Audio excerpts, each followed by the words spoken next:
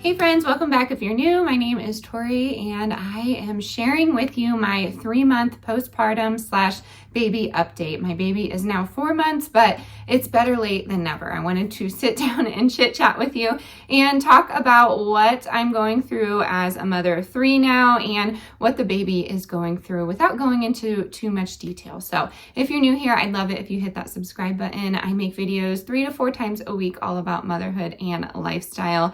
And I'd love it if you became part of our little YouTube family here. So I am going to be talking about a lot. I'm going to try and keep it brief, but please remember to be positive if you are going to comment on this video. And I'd love it if you hit the thumbs up button. That really helps my channel. All right, 3 months. It has been a little bit tricky. I will say going from 2 to 3 is, that might be like my second hardest. Going from 1 to 2 probably was the hardest, but trying to maneuver around 3 very big personalities is a bit tricky. When I went from 1 child to 2 children, I was a full-time working mom. And I was also the default parent. With my husband being in law enforcement, that is the schedule that he has. And it's not something that I was like super excited about when he came home and told me he wanted to be a police officer. But you know, you work with it. And we were getting into a routine, but with all of that, it was just so much pressure. So it wasn't working for me. I'm happy that I'm a stay-at-home mom now and I don't feel as rushed in the morning. So I will say I'm very blessed in that way, but I will also be brutally honest. We can't afford to have 3 in daycare, at least in the state of Colorado, and we don't qualify for like assistance or anything like that. So I'm not complaining, but I will say like we're kind of stuck in the way that we are now. And my job is YouTube essentially. And I, don't make a lot from it. So I say that my job is taking care of the home and we are trying to budget our way through this. So I will start out with that. It's just been a little bit stressful lately, especially with prices going up. And, I'm blessed to have what I have, but I know we all are feeling it as mothers. So I did want to touch on that. And if ever you're feeling alone in that, please know that you're not, and reach out to me anytime you want. And we can talk about it because it's rough and it can be very isolating. So 3 months postpartum / 4 months postpartum. I will say I've been trying to like get back into my workout routine, which essentially is moving my body at least once a day. I'm constantly moving around because, I have an almost 5-year-old, I have a 3-year-old, and I have a baby, but I like to get my heart rate going a little fast. So I like to go on hikes and I like to go, on walks, but that is the extent of everything. I do Pilates probably 4 times a week, but that's just like a stagnant 10 to 20 minute workout. I used to do HIIT workouts, and then my sister became a physical therapist and told me how brutal that is on a body, let alone a postpartum body. So I don't really do HIIT workouts anymore, but never say never. I might throw some in every now and again. And I follow Mad Fit on YouTube, and I do some of her workouts, and I also follow Cara Loren, I believe her name is, and she's on Instagram. She does just like little workouts here and there. She's absolutely beautiful, has 4 children, and she makes it attainable, I feel like. So I've been doing that. And then for eating has been a little bit tricky for me because Amelia has a cow's milk protein allergy, and it's hard to maneuver because dairy is in just about everything. I will say, I was a vegan for a very long time, so I'm familiar with ingredients and what's in what, but sometimes things sneak up on me, and sometimes convenience foods really take a toll on like what I'm eating throughout the day because I'm just trying to eat quickly. Breastfeeding hunger is no joke. It's like worse than pregnancy, at least for me, because when I was pregnant, I had hyperemesis, so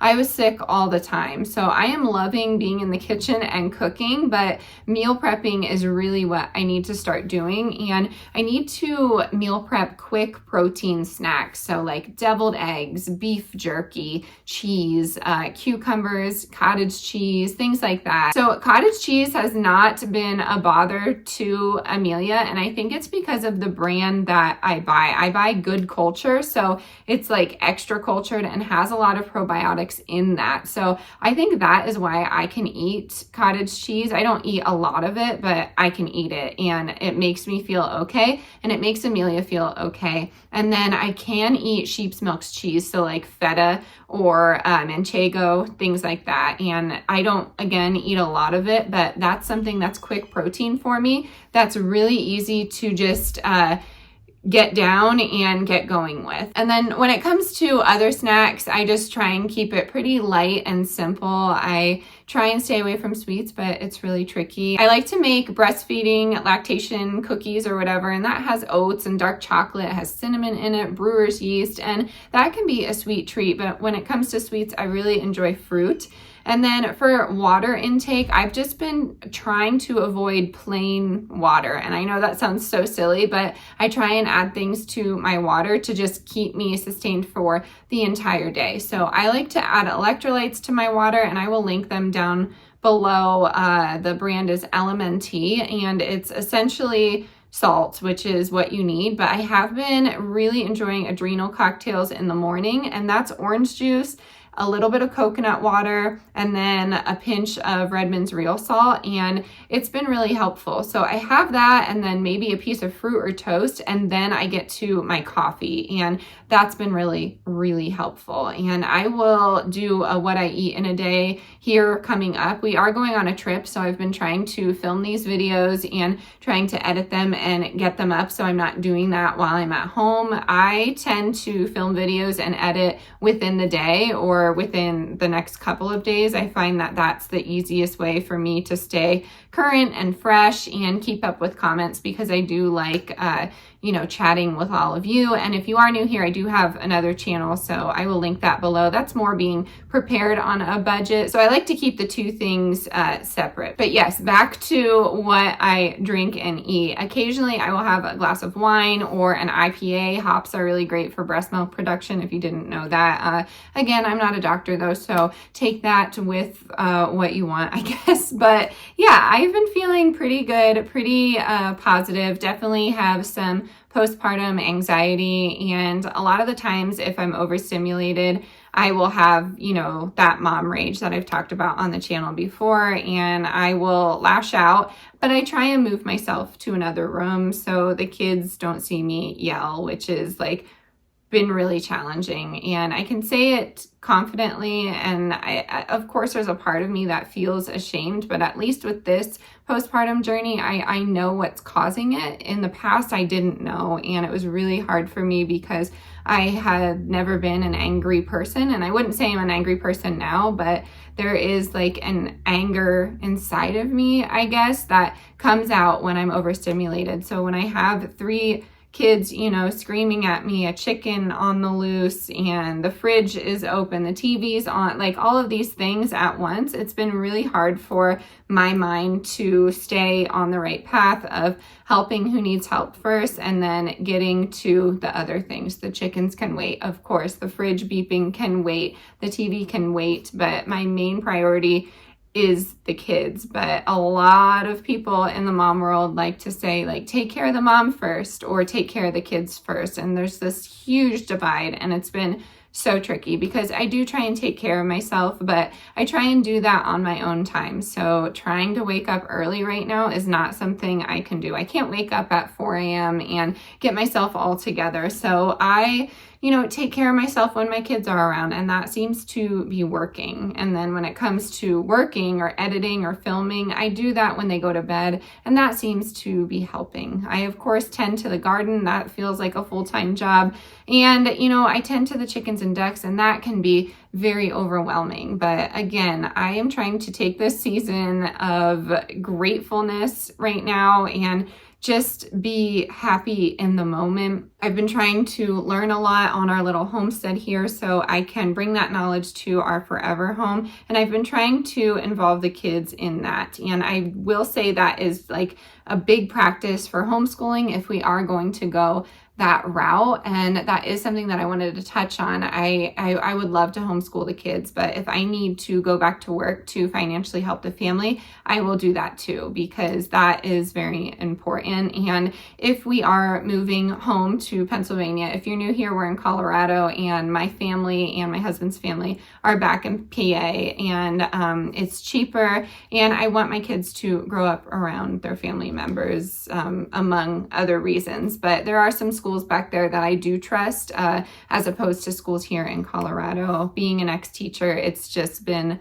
I guess, enlightening for me to, I don't know, see how schools work out here. And I know that that's just not going to work with our family, our values, and our morals. Of course, every school is going to be different. And I feel very privileged in saying that. I hate that word. It's very overused. And I don't know, I just don't really use it that much in my vocabulary. But I do feel very privileged in saying, hey, we might want to homeschool, or we might take a public school route or a private school. There are actually private schools back home that are affordable, where in Colorado they're not. So yes, I did want to touch on that. But back to the postpartum, I think that's all I really wanted to talk about, like mental and physical health. I think that's, just about it. And then now we'll move into Emmy. So a lot of you came here from my newborn must-haves video, which is amazing. I like to keep it minimal. I will say all your baby really needs in my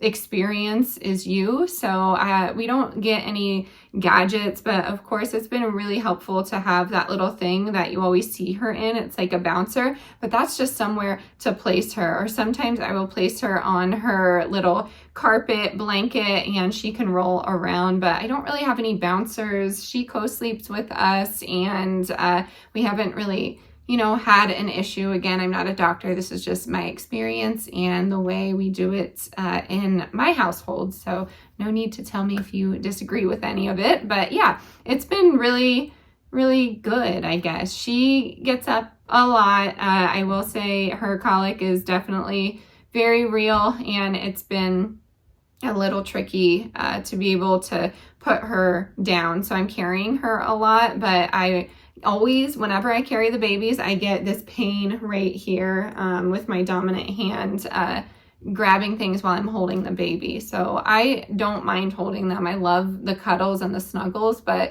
it's been a challenge trying to get everything done. And a lot of people say, like, leave the house messy. It's going to be okay.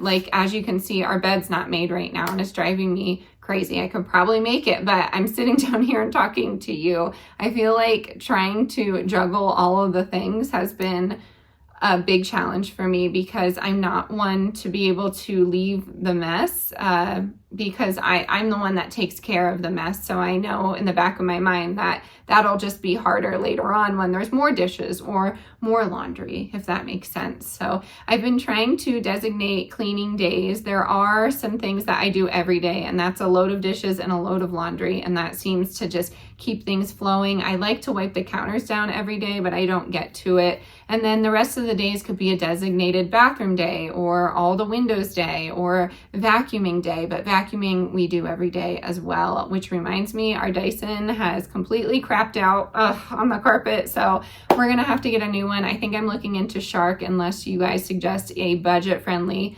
vacuum that works. I love the Dyson because it's stick and it's wireless, and it's just really easy to maneuver. And we've had it for a very long time. I've tried to fix it. Customer service has tried to fix it. There's just, it just doesn't work. But back to the postpartum. It's just been really tricky to keep my house clean, keep the kids fed. We do eat from home 3 times a day. We don't really try and go out just because of our budget. But yeah, other than that, I feel like getting out of the house every day has been really helping me. And I met another lovely mom friend at a park, and she's great. And it's just been so amazing. I do have a close mom friend here, and she has 3 boys, but this new friend has 2 boys, and it's just been really, nice to connect with someone that is like-minded, because it's very rare to find someone out here. But of course, I love, everyone's differences. It's just nice to be able to